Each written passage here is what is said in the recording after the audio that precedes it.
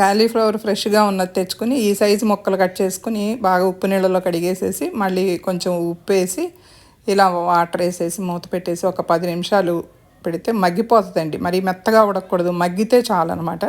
అలాగే ఒక 3 స్పూన్లు నువ్వులు తీసుకుని దోరగా వేయించుకోవాలి. బాగా చక్కగా సన్నసగ మీద వేయించుకుని ఒక చిన్న స్పూనుడు జీలకర్ర కూడా వేసేసి అది కూడా వేగిన తర్వాత మిక్సీ జార్ని మనం పల్స్లో పెట్టి తిప్పాలండి. మరీ మెత్తగా చేసుకోకుండా ఇలా పొడి చేసేసుకొని ప్యాన్లో ఆయిల్ వేడెక్కిన తర్వాత పోపు దినుసులు, ఉల్లిపాయలు, పచ్చిమిరకాయలు, కరివేపాకు ఇవన్నీ వేసేసి వేగిపోయిన తర్వాత కొంచెం అల్లం తరుగు, వెల్లుల్లిపాయలు వద్దండి అనవసరం ఈ కూరకి, అన్నిట్లోనూ వేయాల్సిన అవసరం లేదు.